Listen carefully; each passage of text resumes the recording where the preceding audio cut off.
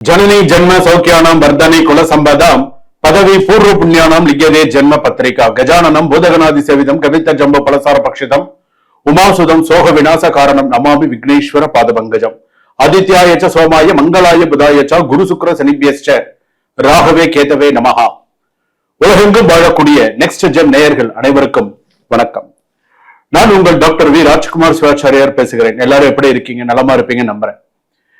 இன்றைய தினம் நாம் பார்க்கக்கூடியது வார ராசி பலன். எப்போதுமே வார வாரம் நம்மளுடைய ராசி பலன்கள் நம்ம பார்த்துட்டு இருக்கோம்.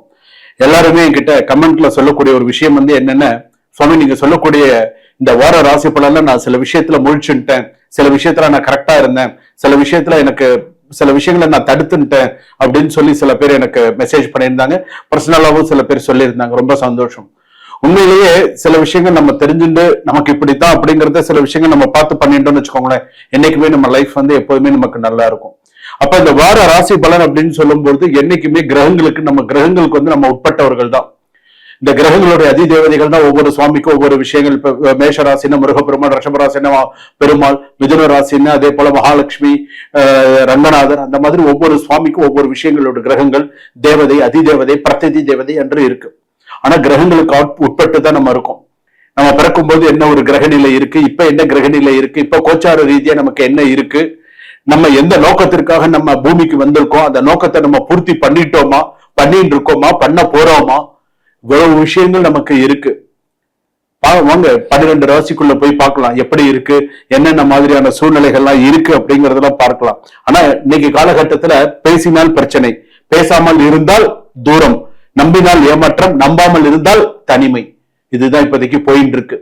அப்போ இந்த வார ராசி பலன் அப்படின்னு சொல்லும் போது உறவுகளுக்குள் அன்பு இருக்கிறது, ஆனால் புரிதல் குறைந்து கொண்டிருக்கிறது.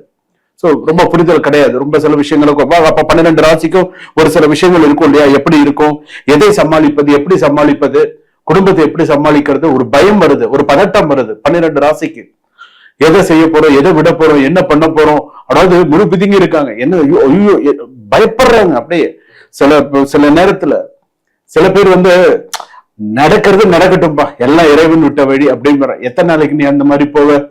ஏதாவது நீ ஒரு முடிவு எடுத்துதானே ஆகணும். இறைவன் விட்ட வழியாக இருந்தாலும் ஒரு முடிவு எடுத்துதானே ஆகணும். அப்போ அந்த முடிவுல நீ எந்த அளவுக்கு கான்ஸ்டன்டா இருக்க, எந்த அளவுக்கு சில விஷயங்கள் நீ பண்ற அப்படிங்கறதுலதான் இருக்கு. வாங்க 12 ராசி பலன்கள் எப்படி இருக்குன்றத நம்ம போவோம். கடைசி வரைக்கும் வீடியோ ஸ்கிப் பண்ணாம பாருங்க. அப்பதான் நான் நடுவுல கூட என்ன விஷயம் சொல்லியிருக்கேன் அப்படிங்கிறது தெரியும். என்னுடைய பூர்ண ஆசீர்வாதங்கள் உங்களுக்கு. வாழ்க வளமுடன். துலாம் ராசி நேயர்களே, துலாம் ராசிக்கு இந்த வார ராசி பலன் அப்படின்னு எடுத்துக்கும் போது பாஸ்டையும் ஃபியூச்சரையும் நினைச்சு ஒரு மிகப்பெரிய போராட்டத்துல இருந்துட்டு இருக்கீங்க. அதுதான் இப்ப உண்மை. இதோட உண்மை ஒரு விஷயத்த நான் சொல்றேன். முடிந்த உறவின் சாம்பலை கிளறி மீண்டும் பழைய நெருப்பை தேடாதே.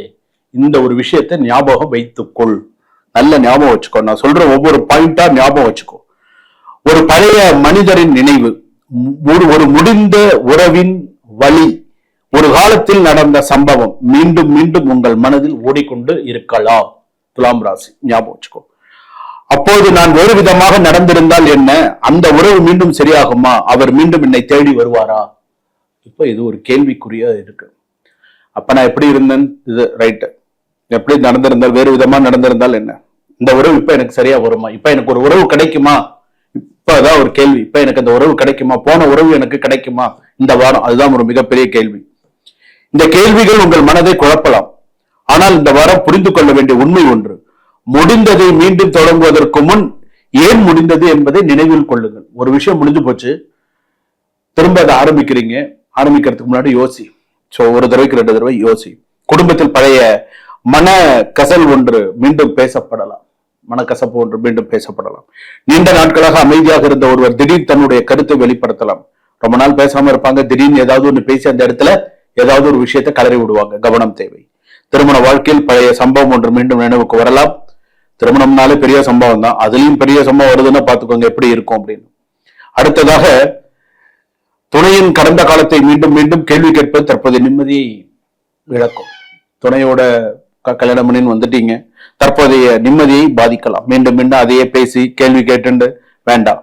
நடந்ததை மாற்ற முடியாது, ஆனால் இன்று எப்படி வாழ வேண்டும் என்பதை நீங்கள் தீர்மானிக்க முடியும். எப்படி தீர்மானிக்கணுங்கிறத பார்த்து தீர்மானிங்க. காதலில் ஏற்படுகிற கடந்த கால உறவுகள் தொடர்பான சில விஷயங்களுக்கு கவனமா இருங்க. மாறியது மனிதரா அல்லது சூழ்நிலையா என்பதில் முதலில் புரிந்து கொள்ளுங்கள். ஒரு முறை உடைந்த நம்பிக்கையை மீண்டும் கட்டுவது எளிதல்ல. ஆனால் உணர்ச்சியை விட அறிவுக்கு முக்கியத்துவம் கொடுங்க. பண விஷயத்துல கவனமா இருங்க. நீண்ட நாட்களை கிடைக்காம இருந்தாலும் சில விஷயத்துல எல்லாம் கவனமா இருங்க. நான் உங்க கூட இருக்கேன், கவலைப்படாதீங்க. இன்னொரு விஷயம் நான் உங்களுக்கு சொல்றேன். குடும்பம், வேலை, சில விஷயத்துல எல்லாம் கொஞ்சம் எச்சரிக்கையாக இருக்கிறது நல்லது. சீனியர் சிட்டிசன்ஸ் எல்லாம் கொஞ்சம் கவனமா இருக்கிறது நல்லது. டயாலிசிஸ், லங்ஸ், ஹார்ட் இதெல்லாம் கொஞ்சம் பார்த்துக்கிறது நல்லது. ஷேர் மார்க்கெட்ல எல்லாம் கொஞ்சம் கவனமா இருக்கிறது நல்லது. இந்த முறை ஒரு ஒப்பந்தம், பண விஷயங்களில் தெளிவாக செயல்படுங்கள். பழைய தொடர்பு என்பதற்காக மீண்டும் தவறாக முயற்சிக்க வேண்டாம். கடந்த காலம் உங்களுக்கு ஒரு பாடமாக இருக்கட்டும். அது உங்கள் எதிர்காலத்தின் சிறையாக மாறக்கூடாது. So past is past. So இதுக்கப்புறம் செய்யறத கொஞ்சம் பார்த்து செய்யுங்க. கடன் வாங்காதீங்க. இக்கட்டான சூழ்நிலைகள் நிறைய வரும். கடன் வாங்காதீங்க. சக்திக்கு உட்பட்டு எதுவாக இருந்தாலும் செய்யுங்க. இந்த வார ராசி பலன் கொஞ்சம் நிதானித்து செயல்படுறது சிறப்பு. சுபம்.